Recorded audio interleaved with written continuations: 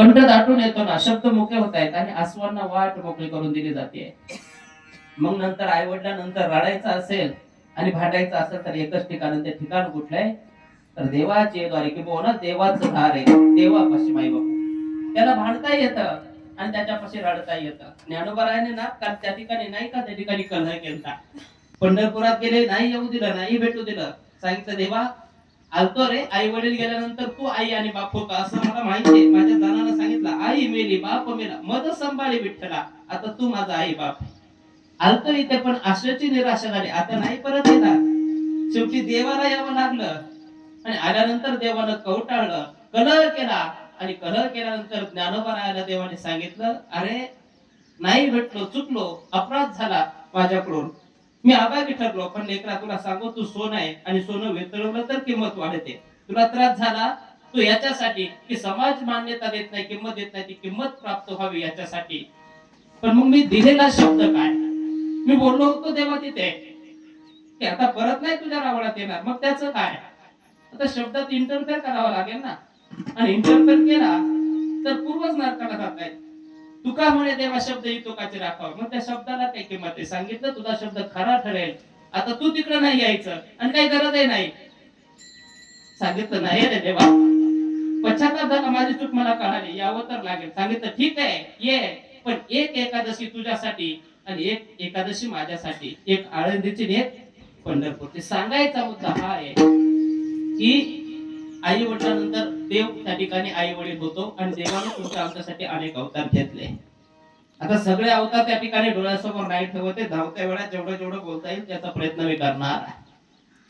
तुकोबाराय सांगतायत, वेद जेव्हा त्या ठिकाणी अडचणीत आहेत तेव्हा वेदांचं रक्षण करण्यासाठी अवतार घेतला, तो मत्स्य अवतार. त्याच्यानंतर मायबापू त्या ठिकाणी कुर्म अवतार झालेला. तो कुर्म अवतार कसा झाला तर समुद्राचं मंथन चालू आहे आणि मंथन करत असताना आता वासुकी सर्पाचा जोर आहे.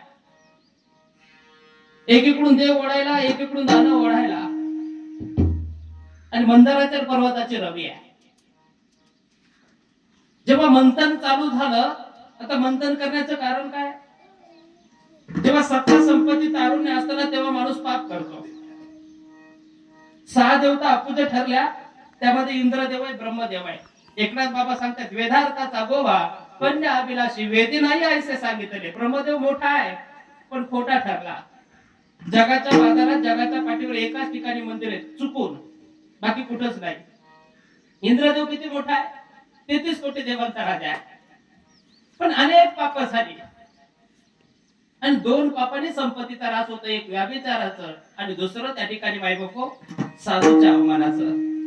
आता मीडिया त्या ठिकाणी फास्ट आहे, सगळ्यांना ज्ञात आहे ही पाप त्या ठिकाणी. बाबा म्हणजे जुनी माणसं अशिक्षित, आडाणी, निरक्षर आणि वयस्कर होती. ती माणसं म्हणायची बघा, मारलेला गाव बुजून जातो, पण एखादा शब्द आपण बोललो ना तो अनाठाई चुकीचा काळजाचा ठाव घेतला जातो आणि मरेपर्यंत लक्षात राहतो.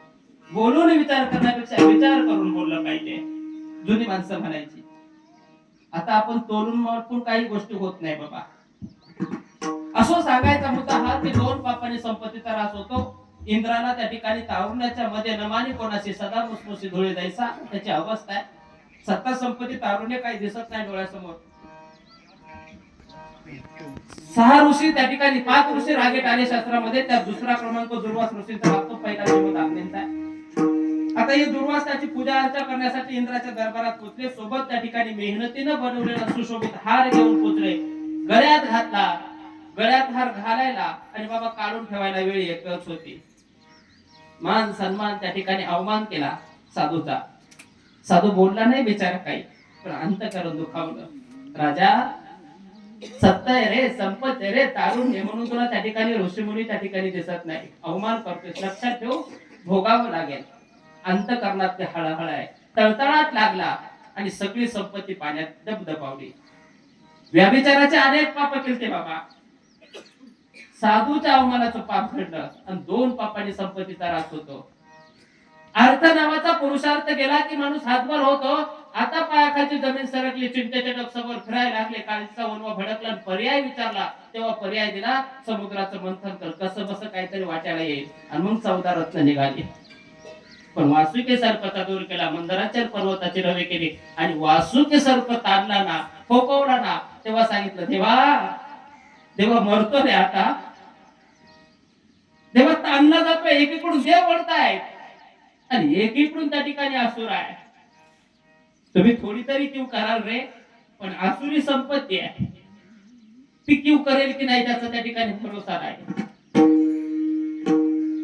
आणि म्हणून त्या ठिकाणी आता काहीतरी कारण मग देवानं त्या ठिकाणी मायबापो मंदराचल पर्वताची रवी केली, त्याच्या खाली समुद्राच्या तळाला एक अवतार घेतला, तो कूर्म अवतार आहे. कूर्म रूप झाला घनश्यामग. मायबापो असे अनेक अवतार आहेत. म्हणून जगद्वंदन जगद्गुरु तुकोबाराय सांगतायत, जेव्हा धर्माला ग्लानी येते, तुमच्या आमच्यावर संकट येतं, त्या संकटाचं निवारण करण्यासाठी जगाचा मालक काय करतो, अभंगाचा अवतार तू माझ्यासाठी अवतार, आम्हासाठी अवतार,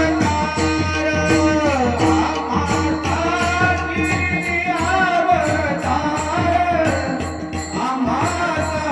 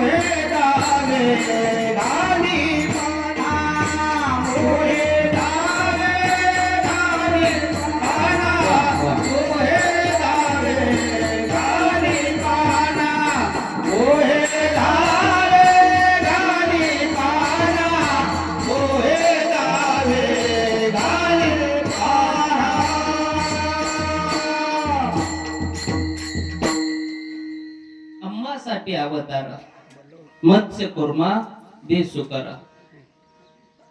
देवा धरीसी अवतार, अनेक अवतार त्या ठिकाणी देवाने घेतले. पण त्याच्यासाठी माईबापू अंतःकरणात अर्थात असावे.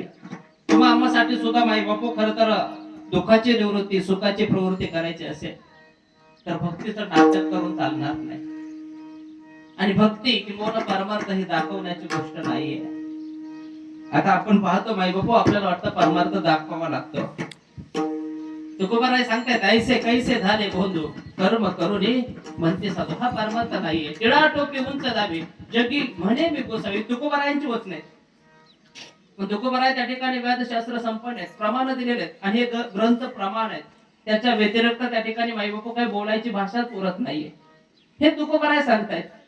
लढेबाळ मुक्ताचं त्या ठिकाणी सांगते, घर बांधले डोंगरी विषया हिंडे दारोदारी, काय केला योग धर्म माये अंतरी निष्काम.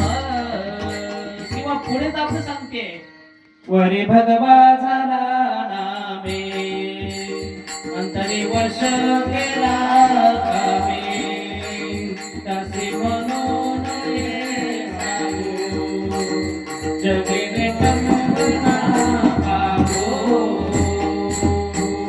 सांग पंढरीचा राया संत काय झाले. सांग पंढरीचा राया संत काय झाले. खरे संत गेले देवा कोण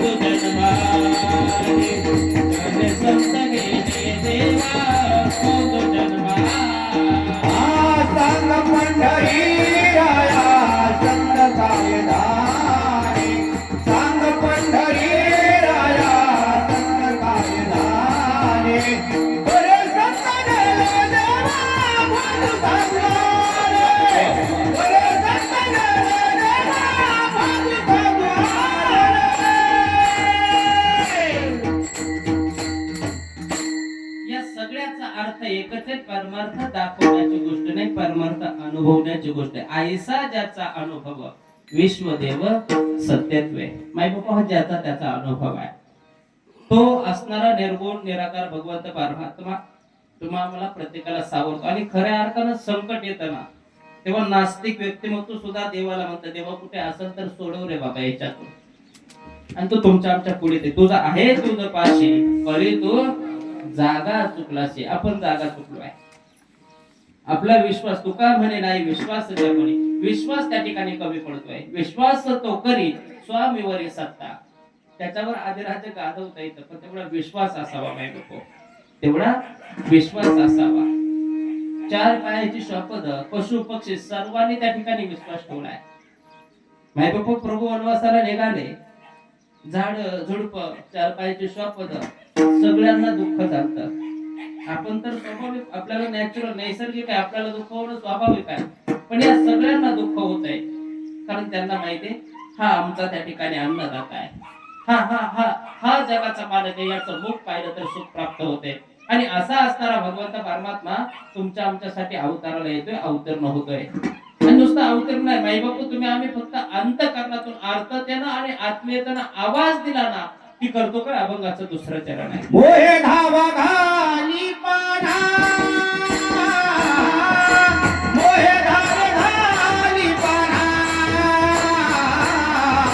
मोहे धावे घाली पाना, मोहे धावे घाली पाना, मोहे धावे घाले पाना, मोहे धावे घाले पाना, मोहे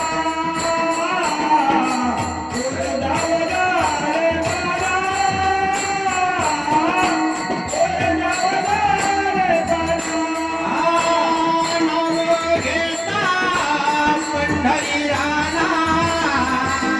नाव घेता पंढरी राणा, नाव घेता पंढरी राणा,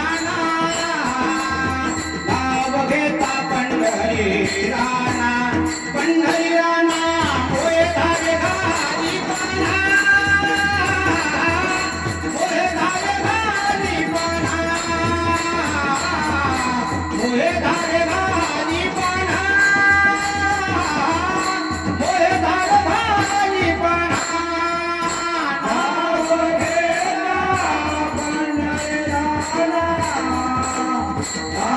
घेता पंढरी राणा, नाव घेता पंढरी राणा, नाव घेता पंढरी राणा, नाव घेता पंढरी राणा, पंढरी राणा मोहे धावे घाली पाना,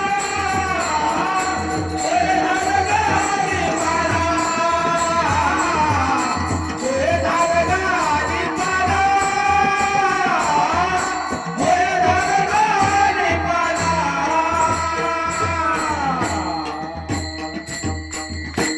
मोहे धावे घाली पाना, नाव घेता पंढरी राणा. लेकरांना अकांत मांडावा आणि आईच्या काढी जावं. लेकरू रडलं ना तरी आईला कळतं. 2-4 लेकरं रडावी तरी आवाज ओळखणारी लेकराचा त्या ठिकाणी कोण आहे, तिचं नाव आई आहे. आणि लेकरू कितीही मोठं झालं ना तरी तिच्यासाठी ताणच असतं, कारण ते मातृत्व आहे. ते मातृत्व आहे. माई बापू मातृत्व जागं होतं. 32 वर्षाचा योग धारातीर्थी पडला होता अभिमन्यू. सुभद्रेला कळालं आणि वक्षस्थळाला पाना फुटला आणि 114 शब्दाचं पत्र लिहिलं होतं जगाच्या मालकाला, कृष्ण भगवंत परमात्म्याला, दादा चोळी चिरडी बागडी काही नको रे, पण शेवटचा कुलदीपक आहे, माझ्या अभिमन्यूला प्राणदान दे, जीवनदान दे. नाही बापू, हे मातृत्व आहे. मोहे धावे घाली पाना, नाव घेता पंढरी राणा. द्रौपदीवर प्रसंग आला, पांडवांवर प्रसंग आहे. राजसू यज्ञ केला आणि यज्ञ 22 दिवसानं बाबा त्या ठिकाणी 1 वर्ष 53 दिवस चालला, पण 22 दिवसावर परिसंगता आली आणि सांगितलं ती परिसंगता करण्यासाठी शेजारच्या प्रांतात एक साधू त्याला आणावं लागेल. अर्जुन, धर्म, नकुल, सहदेव सगळे जाण्याचा प्रयत्न करतायत, पण कुणालाच आला नाही. भीम निघाला. भीम गेला आणि वेशीवरून आतमध्ये जात असताना असं पाऊल आपटलं कितीतरी झाडं उन्मळून पडली. साधूनं पाहिलं कठोर होतं पटेल असं टाकलं बाबा आणि पहाडचे पहाड त्या ठिकाणी कोसळायला लागले. भीम पोचला नाही, परतून गेला. सांगितलं कोणालाच आणता येणार नाही. आणि मग सगळे चिंतेत. द्रौपदी म्हणली काय अडचण आहे? धर्मानं सांगितलं अशी अशी अडचण आहे, तो साधू आणावा लागणार आहे. अडचण काय काय येत नाही? सांगितलं त्याला 60,000 यज्ञाचं पुण्य लागतं आणि आपला पहिलाच चालू आहे. काय सांगितलं? आपला पहिलाच चालू आहे. सांगितलं काळजी करू नका, मी आणते. विचारलं कसं आणशील? सांगितलं मी आणते, तुम्ही शांत राहा. जगाच्या मालकाला सांगितलं दादा तू माझ्यासोबत सारथ्य कर तू माझं. सांगितलं तू जाऊन आली असं नाही, तू सोबत असला पाहिजे. तू सारथ्य कर, मी तुझ्या सोबत येते. पण तुझ्या सोबत येत असताना तू फक्त रथ घ्यायचा. तू हवं तर माझ्या सोबत यायला कानकून करते म्हणून तू सारथ्य कर, तू रथावर आरूढ राहा, मी पायी पायी चालते.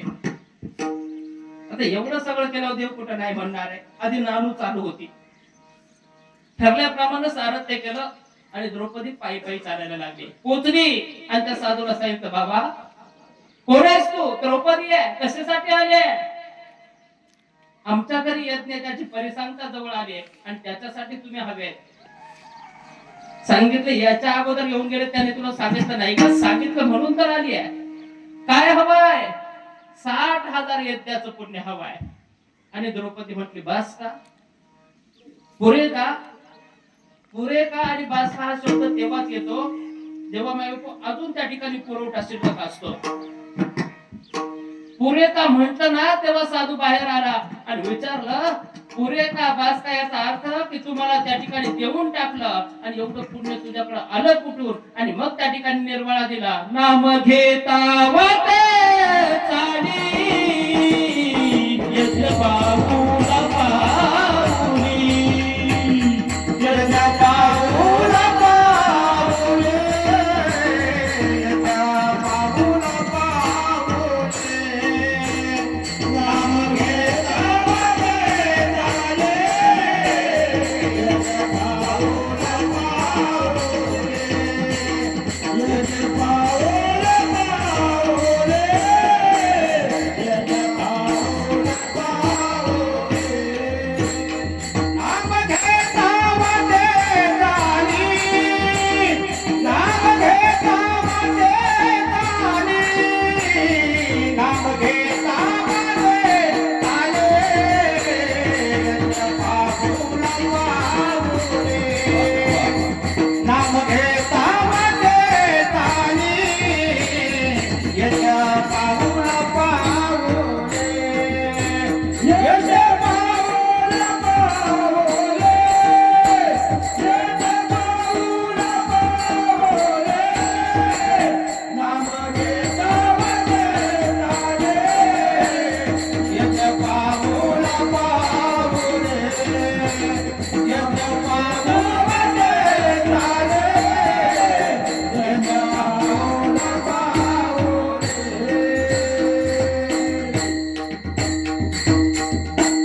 तो साधू आहे, तो महात्मा आहे, तो ऋषी आहे. त्यानं सांगितलं एवढं यज्ञाचं पुण्य आलं कुठून? सांगितलं मी ज्याच्या सोबत आले ना तो जगदानंद कंद भगवंत श्रीकृष्ण भगवंत परमात्मा आहे आणि प्रत्येक पावलाला त्याचं नामस्मरण नामचिंतन करत होते.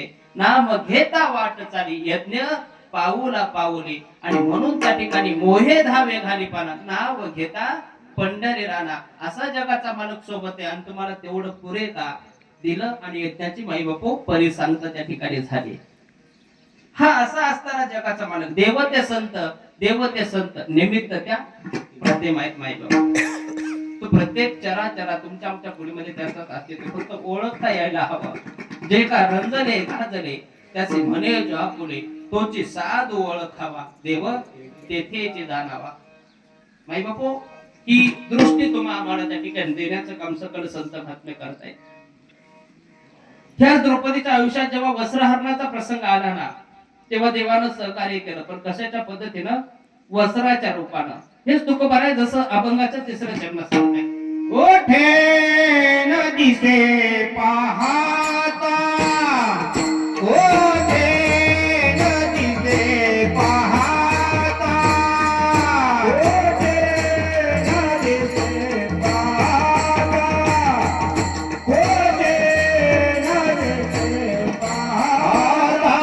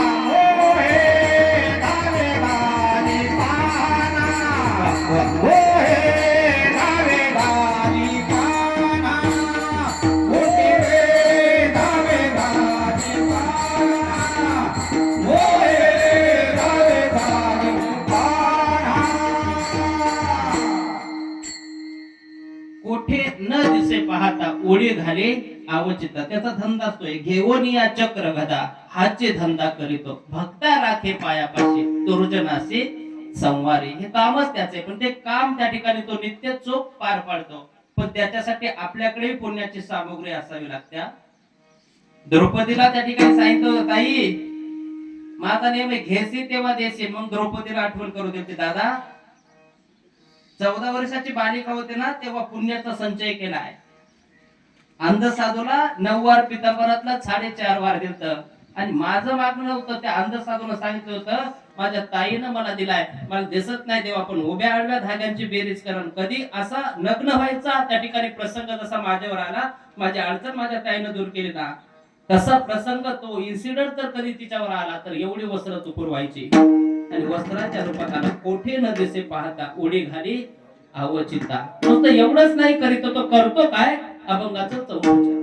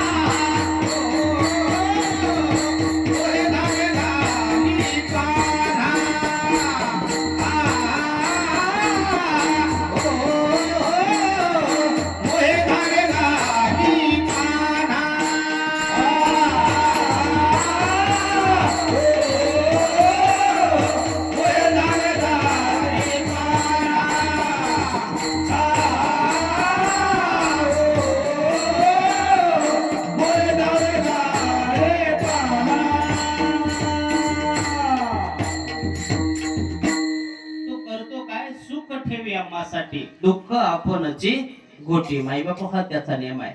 सगळी सुख त्याच्या भक्ताला त्या ठिकाणी मिळावीत म्हणून माईबापू पाहिजे ते करायला तो तत्पर असतो.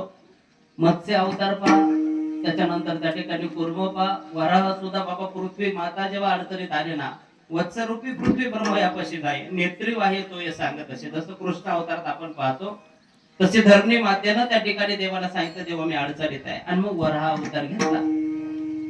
आता त्याच्यानंतर नरसिंह अवतार आहे. माईबापू आता तो अवतार सगळ्यांना ज्ञात आहे. नागपंचमीला आपण नागो बांधतो त्याच्यावरती तर आहेच आहे. माईबापू स्वतःचा बाप लेकरावर त्या ठिकाणी चिडलेला आहे. का तर माईबापू लेकरू त्या ठिकाणी नामस्मरण नामचिंतन करत आहे. सत्वर उच्चार प्रल्हादी बिंबला उद्धावा लादला कृष्ण दाता. आणि मग त्यावेळेला काय करावं म्हणून त्याच्या रक्षणार्थ त्या ठिकाणी माईबापू आम्हा घाली पाठीकडे आपण कळी काळाचे बिडे. खर तर मी चरण तुम्हाला त्या ठिकाणी गायनासाठी देत होतो, तसा वेळ आपल्याकडे फार कमी आहे आणि म्हणून पुढे चाललेलो आहे. नरसिंह झाला, त्याच्यानंतर माईबापू पहा वामन अवतार आहे. आता मंदराचर पर्वताची रवी केली, त्याच्यातून 14 रत्न निघाले, त्याच्यात भांडणं लागले ते अमृतासाठी. आणि या बळीला माहित होतं बळी त्या ठिकाणी मायबापू असुरांचा राजा होता. देव सहजासहजी आपल्याला भेटू देणार नाही. देवाने सांगितलं होतं मुहूर्त पाहू आणि मग एकमेकांना त्या ठिकाणी वाटण्याचा मुहूर्त पाहून वाटून घेऊ. बळीनं रात्रीच कलश घेतला आणि बळी पळालाय. आपण सौभाग्यशाली आहोत. महाराष्ट्रामध्ये मायबापू मुक्कामाला होता आणि तो नाशिकला, म्हणून जिथं जिथं त्या ठिकाणी हा कुंभ मुक्कामाला होता ना तिथंच कुंभमेळा भरतो बाबा. शेवटी बळीची समजूत घातली गरुडानं जाऊन बाबा रे तो पर्वकाळ पाहू आपण वाटून घेऊन कसं बस त्या ठिकाणी मायबापू त्याची समजूत घालून आणलं, तरी पण त्या ठिकाणी देवाने मिळू दिलं नाही. आणि या बळीला त्या ठिकाणी मायबापू आता पाताळात घालण्यासाठी अवतार घ्यावा लागला देवाला. तो वामन अवतार आहे. शुक्राचार्य असुरांचे त्या ठिकाणी गुरु होते. असुर कुळाचे शुक्राचार्य त्या ठिकाणी बळीला सांगतायत तुझ्या दारात याचं काय आहे. पाहिलं तर तो बटू वामन होता. ब्राह्मणाचा वेश धारण केला होता. याचक म्हणून आलाय, भिक्षुक म्हणून आलाय, त्याच्या भाषेत भिकारी म्हणून आलाय. शुक्राचार्याने सांगितलं बाबा रे तो दिसतोय तो भिकारी भिक्षुक, पण तो भिकारी नाही, तो जगाचा मालक आहे. आणि मग बळी सांगतोय तुम्ही गुरुवारी आहात आणि तुमच्यापेक्षा मी जगाच्या पाठीवर कोणाला मोठं म्हणत नाही. तुम्ही माझ्यासाठी मोठे आहात आणि तुम्ही त्याला मोठं म्हणत असाल आणि तो मोठा असून देखील माझ्या दारात जर याचक म्हणून येत असेल तर मी किती मोठा आहे. बळीचं बरोबर आहे ना. बळीनं सांगितलं दानशूरामध्ये माझा पहिला क्रमांक लागतोय, दुसरा कर्णाचा लागतोय. मी अजून कोणाला विणमुख जाऊ दिला नाही. तुम्ही त्याला मोठं समजताय, मी तुम्हाला मोठं समजतो. तो जर मोठा असेल एवढा जगदानी तर तो माझ्या दारात आज उभा आहे म्हणजे तो याचक आहे. मग मी मोठा आहे, मला ते द्यायला हवं. आणि मग त्रिपाद भूमी मागितली, सगळ्यांना ज्ञात आहे. आणि बळीला पातळात घातलं. बळी पातळात गेला, पण देवाचं त्या ठिकाणी मायबापू देव ऋणी झालेला आहे. देव ऋणी झाला. 5,500 वर्ष लागले देवाला सोडवण्यासाठी लक्ष्मी मातेला. असे 14 सणे त्यातला एक रक्षाबंधनाचा आहे ना, त्या दिवशी गेली आणि दादाच्या हातावर राखी बांधली आणि मागितलं काय हवंय तुला सांगता येईल. सांगितलं काय नको, तुझ्या दारात जो द्वारपाळ आहे, जो सिक्युरिटी गार्ड आहे, तो वॉचमन आहे ना, तो मला दे. सांगितलं तो वॉचमन आहे, त्याला काय मागते. सांगितलं तुझ्यासाठी वॉचमन आहे, पण तो माझा पती आहे. नाही बापू आम्हा घाली पाठीकडे आपण कळे काळाचे बिडे असा असणारा तो भगवंत परमात्मा. त्यानं अनेक अवतार त्या ठिकाणी धारण केले. परशुरामाचं सगळ्यांना ज्ञात आहे. खर तर राम अगोदरचं नाव. शंभू महादेवाशी कलह केला. शंभू महादेव पराभूत झाले. प्रसन्न होऊन असणारा परशु त्या रामाला देऊन टाकला आणि नावाला दुरुस्ती आली. परशुराम असं नाव झालं. रेणुका माता आणि जमदाग्नी त्या ठिकाणी पिता. आईनं वडिलांचा राग विकोपाला गेला. आईचा शिरच्छेद केला आणि वडिलांनी आज्ञा केली बाळा शिरच्छेद करायचा आहे असं बोलायला परशु चालायला वेळ येतच होती. आणि प्रसन्न होऊन परत पित्याला विचारलं बाळा मी प्रसन्न आहे तुझ्यावर, काय मागायचं ते माग. आणि मग लेकरानं सांगितलं आता काय मागू. आता जगाच्या पाठीवर कुठलं असं सुख आहे ते मला सांगा बाबा की त्या ठिकाणी तुम्ही माझ्या पदरात टाकणारा. द्यायचं असेल तर एकच द्या, माझी आई मला परत द्या. आई परत केली आणि आईने इच्छा व्यक्त केली मला माझं प्रसन्न ठिकाण शोधायचंय. आणि मग ती तीर्थयात्रा असे 18-19 मुक्काम. 19व्या मुक्कामाला कोरडगाव, जालना आणि त्याच्यानंतर माहूर गडावर माई बापू तिच्या पोटी त्या रेणुका मातेच्या पोटी जन्माला आला. तो असणारा परशुराम अवतार आहे. आणि त्याच्यानंतर अवतारला त्या ठिकाणी येणारा भगवंत परमात्मा आहे. पण त्याच्यासाठी तुमचं आमचं एक कर्तव्य आहे.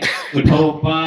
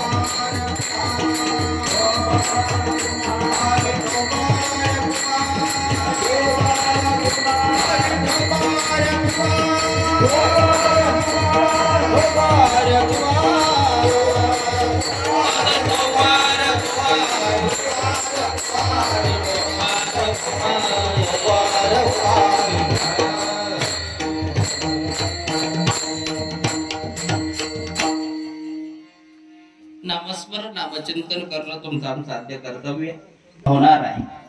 आज आपलं तीर्थक्षेत्र असणारं सांगणार आहे का, खरं तर अयोध्या होणार आहे. प्रभूंचा अवतार प्रभू आपल्या गावामध्ये अवतीर्ण होणार आहे.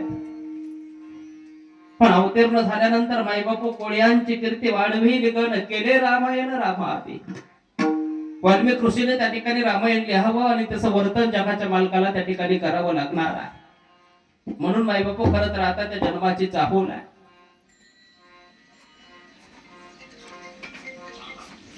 राजा दशरथ आहे आणि दशरथाचे त्या ठिकाणी असणारे गुरु वशिष्ठ आहेत. खर तर गुरुला त्या ठिकाणी माईबापू शिष्याचं त्या राजाचं दुःख त्या ठिकाणी कळत होतं. पण जोपर्यंत शिष्य मागत नाही तोपर्यंत काही सांगता येत नाही, विचारत नाही तोपर्यंत सांगता येत नाहीये. आणि दुःख कशाचं होतं तर माईबापू असंख्य असणाऱ्या राण्या त्यामध्ये प्रमुख तीन आहेत. कैकेयी, कौसल्या आणि सुमित्रा. त्यातले आवडती कैकेयी आहे, कारण तिला रूपाचा गर्व आहे. आणि आवडती असेल तर स्त्री हट्ट त्यात तागो पडतोय.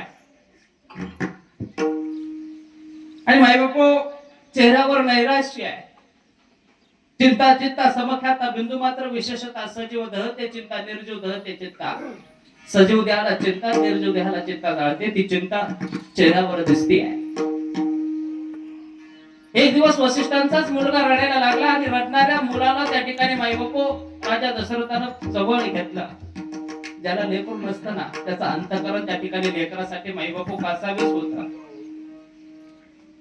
काही केला शांत बसेना तेव्हा त्या ठिकाणी वसिष्ठांना विचारलं, बाबा लेकराला शांत बसवतो तरी लेकरू शांत बसत नाही. सांगितलं, राजा ते माझ्याकडे पाहून रडताय. का बरं रडत असेल ते मला विचारताय. तुम्ही आता ज्यांचे गुरु आहात ना तुम्ही सौभाग्यशाली आहात, पण तुमच्या नंतर माझी जबाबदारी, मी कुणाचं त्या ठिकाणी गुरुपद स्वीकारू, कारण त्यांना त्या ठिकाणी मुले नाही आहेत. आणि मग राजाच्या लक्षात आलं आणि राजानं गुरुला सांगितलं, बाबा लेकरू म्हणताय ते बरोबर आहे आणि हेच शल्य माझ्या मनात आहे. मला देखील त्या ठिकाणी लेकराबद्दल आसक्ती आहे, पण होत नाही, त्याला मी काय करू. होतील ना राजा? होतील बाबा, हो होतील ना. काय करावं लागेल? पुत्र कामेष्टी यज्ञ करावं लागेल. पाहिजे तेवढी पैसा अडका सोबत सगळं काही खर्च करेल आणि बाबा तो यज्ञ मी सफल करेल. यज्ञाचं प्रयोजन केलं गेलं. सांगितलं ते सगळं करशील. विभटकाचा मुलगा शृंगी, त्याला सगळ्यांना त्या ठिकाणी बोलवावं लागेल तो यज्ञ सफल करण्यासाठी. पण त्याच्या आधी एक गोष्ट आहे, 3 श्वापदांची हत्या करावी लागेल. बाबा करतो ना. आणि राजा दशरथ त्या ठिकाणी माईबापू गेलाय. पाण्याचं ठिकाण आहे त्या ठिकाणी सावज येईल या अनुषंगाने पोहोचला. सकाळी गेलेला राजा सूर्य डोक्यावर आला ना तोपर्यंत श्वापद नाही आलं. सूर्य मावळतीला चाला असताना चाला तोपर्यंत सावधच नाही. दबा धरून बसलेला राजा आहे. आणि माईबापू रात्र झाली, अर्धी रात्र झाली आणि त्याच उपवनातून त्याच अरण्यातून त्या ठिकाणी माईबापू आई वडिलांना काशी यात्रेला त्या ठिकाणी घेऊन जाणारा श्रावण बाळ सगळ्यांना द्याते तो जात होता. खर तर सकाळीपासून तहानेनं व्याकुळ झालेले आई वडील, पण आईचा अंत्यकरण वडिलांचे लेकराला किती त्रास द्यावा. दिवस रात्र त्याच्या डोक्यावर आमचं ओझं आहे. पण माईबापू तहानेनं व्याकुळ झाले ना तेव्हा सांगितलं, बाळा तहान लागली रे, अर्धी रात्र झालेली आहे. कावड तिथेच टाकली आणि लेकरू कमंडल घेऊन त्या ठिकाणी पाण्याच्या शोधार्थ गेलं. योगायोग असा जिथे राजा बसलाय ना तिथेच त्या ठिकाणी श्रावण बाळ गेला. पाणी पाहिलं, हर्ष बरेच झाला. स्वतः प्राक्षरण केला आणि माईबापू पाणी भरण्यासाठी कमंडलू बोलवला. आवाज झाला आणि शब्दवेदी नावाची विद्या तिच्यामध्ये तरबेज असणारा त्या ठिकाणी राजा दशरथ आहे. काना इतकी दोरी ओढली आणि सळसळ सळसळ करत बाण सोडला आणि सोडलेल्या बाणानं श्रावण बाळाच्या वक्षस्थळाचा वेध घेतला. ठोका चुकला नाही आणि वेध घेतला ना तेव्हा माई बाप माणसाची वाणी ऐकू आली आणि मग राजा दशरथाच्या पायाखालची जमीन सरकली. चिंतेचे डोक समोर फिरायला लागले, काळजीचा वनवा भडकला. राजा तिथे पोचला आणि पोचला तर पाहिलं, अरे कोण आहे, कोण आहे? श्वापद नाहीये, कुठला प्राणी नाहीये. माझ्या हातून एका निरागस निरापराध लेकराची हत्या झाली. विचारलं, बाळा कोण आहेस तू? सांगितलं, श्रावण माझं नाव आहे. कशासाठी आलतास? आई वडिलांना काशी यात्रेत त्या ठिकाणी तीर्थयात्रा घडवतोय. आईला आणि वडिलांना ताण लागले ना, म्हणून आलेलो. राजा, राजा अचूक वेध घेतला रे, तुझा बाण चुकला नाही. ऐकून होतो राजा, फार महापराक्रमी, स्वर्गात इंद्राला सहकार्य करणारा राजा तू. आज तू तुझा पराक्रम दाखवलास. आता एक काम कर. काय? डाव्या हाताने तुझा बाण काढतोय पण रक्त बांबाळ होतोय, उजव्या हातात कमंडलोय, सांडलंय बरचसं पाणी, पण अर्ध निर्दर जे आहे ना, एवढं पाणी मात्र तू माझ्या आई वडिलांना पोचकल दिशा दाखवली, पत्ता दिला, राजा त्या ठिकाणी आलेला आहे. जुनी एक कविता होती बाबा तुमच्या काळात. शहराला गे धावून आला काळ, विवळला तो श्रावण बाळ, आई गे अर्थ फोडून हाक, तो जाऊन पडला झोप, आनाया निर्मळ वारी, मी जातो या कासारी, घागर भरोनी पाणी, तव परत फिरे तो तुमचा शर आला, या उरात ऋतुनी बसला, शर आला गे धावून आला काळ, विवळला तो श्रावण बाळ. राजा पाणी घेऊन पोचला. चाहूल लागली, लेकरू येत आहे पण बोलत नाहीये. म्हणून आईचा अंत करे, लेकरा हे बाळा कष्टी झालास का रे? अरे किती त्रास देवा आम्ही आई वडिलांनी लेकराला. बोलणारे राजा, एवढ्या रात्री अपरात्री तुला पाणी आणायला पाठवलं म्हणून तू बोलत नाहीस का? तू नाही बोलला ना, तू आणलेलं पाणी आम्ही नाही प्राशन करणार लेकरा. तडफडून तडफडून त्या ठिकाणी देह समर्पित करून बोलणारे राजा, कागदाचा तुकडा लेकरा तुझ्यासाठी तळहाताचा पाळणा, लेकराचा देव आयुष्याची माती केली. तुझ्या वडिलांनी सुद्धा रक्ताचं पाणी, हाडाचा चुना, मासाचा चिखल केला. एवढा त्रास होतो का रे? आणि तू नाही पाणी त्या ठिकाणी नाही बोललास तर आम्हाला पाणी नको. शेवटी नाविलाज झाला आणि राजानं सांगितलं, तुमचा श्रावण नाहीये. कोण आहेस मग? राजा दशरथ आहे. तू पराक्रमी राजा, तू पाणी घेऊन आलास, मग आमचं लेकरू कुठं आहे? एखादा हिंस्र पशु नाही, हिंस्र श्वापदानं त्या ठिकाणी त्याची शिकार तर नाही केली ना. कुण्या व्याध्यानं, कुण्या पाप्यानं आमच्या लेकराला बाण मारलास, तीर मारला असेल, संपवलं तर नाही ना? सांग ना राजा, तू का आलास? एखादा हिंस्र प्राणी, हिंस्र श्वापद असेल, त्यानं संपवलं का आमच्या लेकराला? मन चिंतिते वैर न चिंते हा विकल्प मनात आला आणि मग राजानं सांगितलं, नाही बाबा, आई तसं नाही. जंगलातली श्वापद सुद्धा त्या ठिकाणी मायाळू असताय, पण मी निर्दयी ठरलो. माझ्या हातून लेकराला बाण लागलाय आणि तुमचं लेकरू आता या जगात नाहीये. शेवटी सांगितलं, राजा फार तुझा पराक्रम ऐकून होतो रे. आज काय पराक्रम केला राजा? आमच्या काळजाचा तुकडा तू त्या ठिकाणी राहून घेतलायस. ज्या अर्थी आमचं लेकरू आमच्या आयुष्यात नाही ना, त्या अर्थी आम्हालाही राहायचा अधिकार नाही, आम्ही नाही राहत. राजा लक्षात ठेव, आम्ही आता प्राण त्यागतोय. तडफडून तडफडून त्याचा घासून घासून त्या ठिकाणी देह त्यागला. पण देह त्यागत असताना राजाला शाप दिला, राजा आमच्या लेकराच्या वियोगानं हा विरह आम्हाला सहन होत नाही. पडिले दूर देशी मग आठवे मनासी नको नको हा योग कष्ट होता ते जेव्हा काय कष्ट होत आहेत आमचं लेकरू नसताना काय विरह होतोय याची अनुभूती आम्हाला आहे. लक्षात ठेव, त्या विरहानं त्या योगानं आम्ही देह समर्पित करतोय, हाच योग तुला होईल. लेकराच्या विरहानं तुला त्या ठिकाणी जीवन संपवावं लागेल. एकनाथ महाराज सांगतायत, केले कर्म झाले तेची भोग आले, उपदले आईचे तेची भोग आले. जसंच्या तसं भोगायला येतं बरं का, तत्सम नाही, तत्सदृश्य अजिबात नाही. आपल्याकडे वेळ कमी म्हणून जास्त विषयांतर करणार नाही आहे. आणि तसंच भोगायला आलं. चौघे पुत्र राया दशरथा, प्राण गेला एकही नव्हता. माई बापू घरी आला, कैकईच्या सत्तात गेला आणि कैकेला सांगितलं, कैकई एका डोळ्यात हसू आहे आणि एका डोळ्यात अश्रू आहे. जेवढं दुःख आहे ना तेवढं सुख आहे. विचारलं झालं काय? अभागी ठरलो ग, लेकरू मागण्यासाठी गेलो, आपल्याला लेकरू हवं या अनुषंगाने गेलो, पण लोकांचं गोर कोमट मारून आलो ग. तिनही चिता रचल्या, चितेला अग्निडाग देऊन आलो आहे. ते मेले पण मरताना मला शाप दिलाय. राजा, पुत्र योगानं आम्ही मरतोय ना, तसंच तुलाही पुत्र योगानं मरावं लागेल.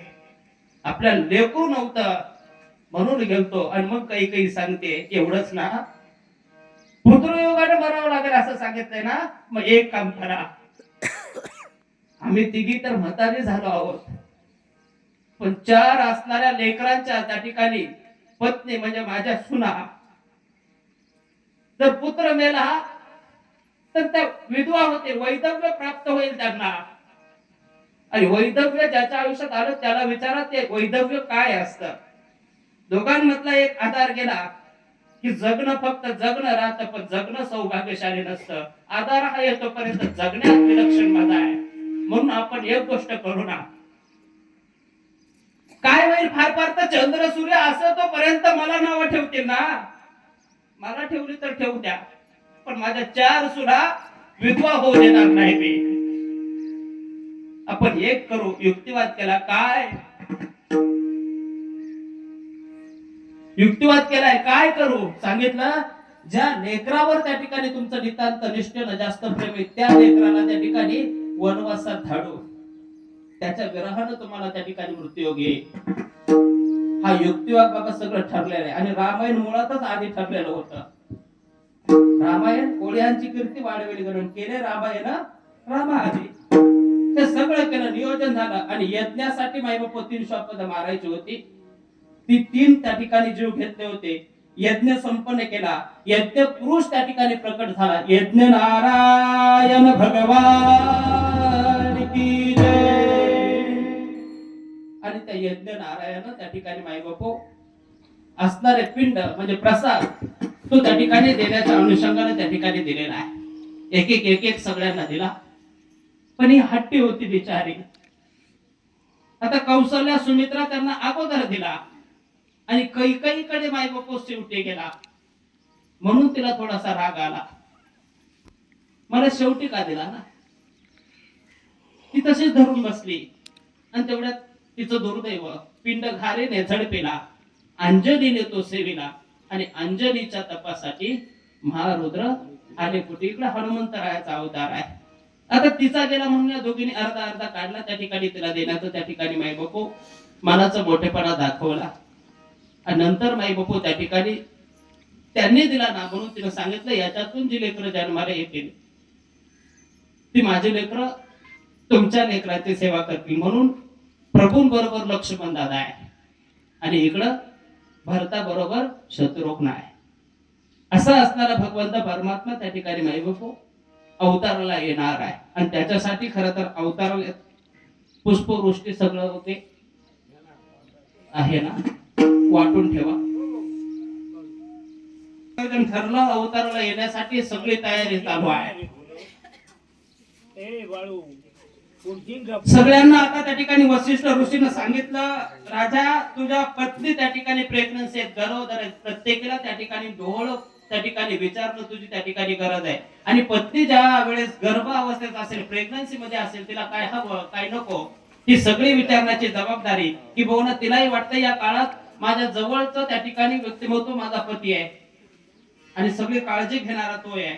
म्हणून सगळ्यात जास्त गरज त्या ठिकाणी त्या काळात कोणाची लागत असेल तर ती पतीची आहे. आणि म्हणून राजा गेला, वशिष्ठानं सांगितल्याप्रमाणे विचारलं सगळ्यांना. सुमित्रेला विचारलं, सांगितलं वडिलांची सेवा अहर्निशी, याच्या व्यतिरिक्त मी काय मागणार आहे. कैकेयीला विचारलं आणि कैकेयीने सांगितलं, ज्येष्ठ धारावे दुरिती कंतरा, ज्येष्ठाला वनवास द्या आणि माझ्या लेकराला राज्यपद द्या, असं सांगितलं. पायाखालची जमीन सरकली. आता कौशल्याकडे गेले आणि कौशल्याला विचारलं, तुझी काय इच्छा आहे. आता ती भान हरपली होती, कारण पोटी देव जन्माला येणार होता. नामस्मरण केलं म्हणून थोडीशी भानावर आली आणि भानावर आल्यानंतर त्या ठिकाणी राजा दशरथ तिला सावध करण्यासाठी एक गोष्ट सांगतोय. तुझ्या माझ्या लग्नात रावणानं विघ्न केलं तर माहितीये तुला.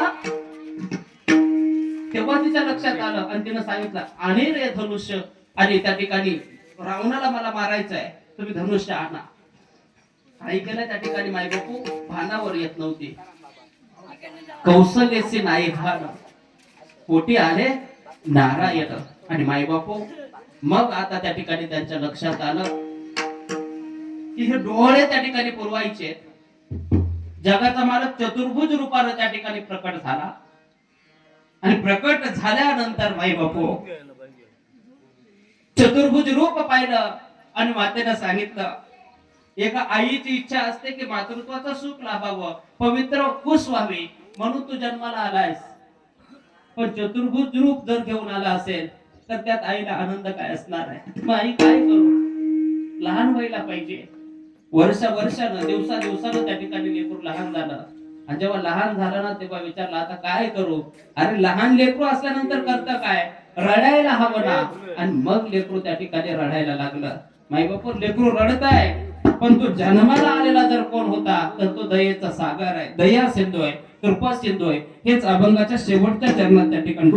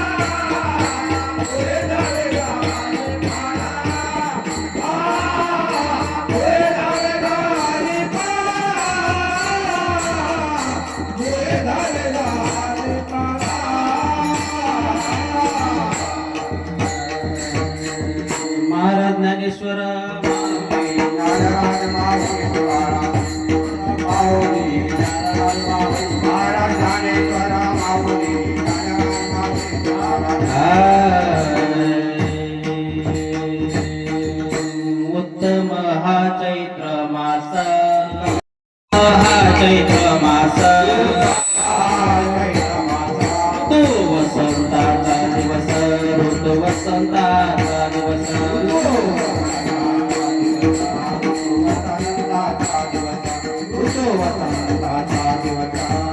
वसंताचा दिवस, शुक्ल पक्ष ते नवमी, शुक्ल पक्ष ते नवमी, उभे सुरवर ते योमी, उभे सुरवर ते योमी.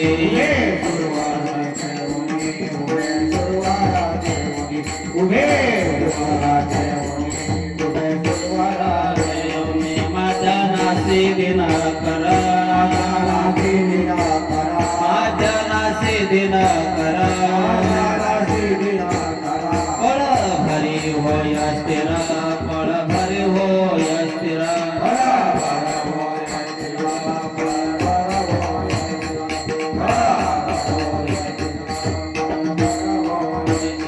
धन्य मी त्रिभुवनी माझ्या वंशी चक्रपाणी माझ्या वंशी चक्रपाणी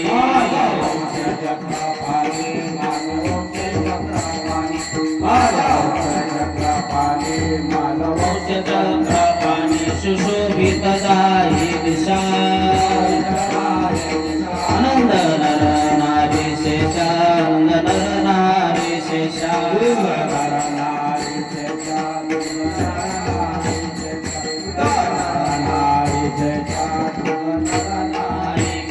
नाही कौशल्य से गर्भी आले नारायण गर्भी आले नारायण नारायण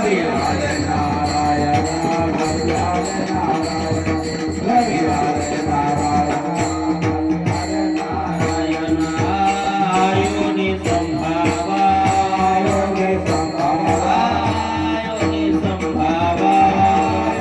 संभावा प्रगटला हा राघव प्रगटला हा राघव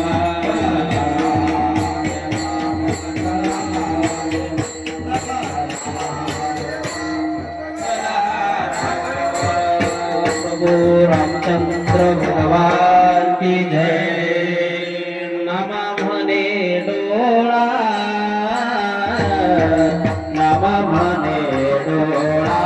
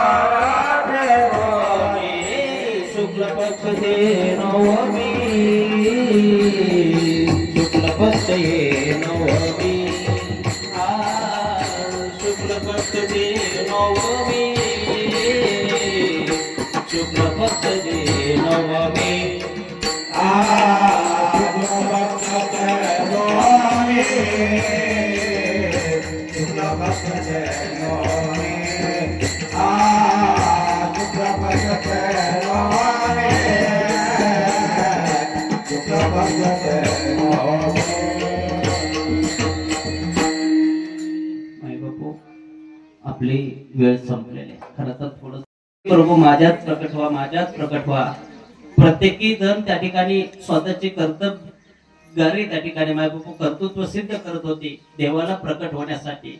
एकच स्थिती बाजूला होती ती नवमी. तिला विचारलं तू का काही सांगत नाही का बाजूला उभी. सांगितलं देवा माझ्याकडे कर्तृत्वच नाही रे, मी कोरी आहे. आणि कोरी थी ती नवमी. तिच्यात भगवान राघव त्या ठिकाणी जन्माला आले.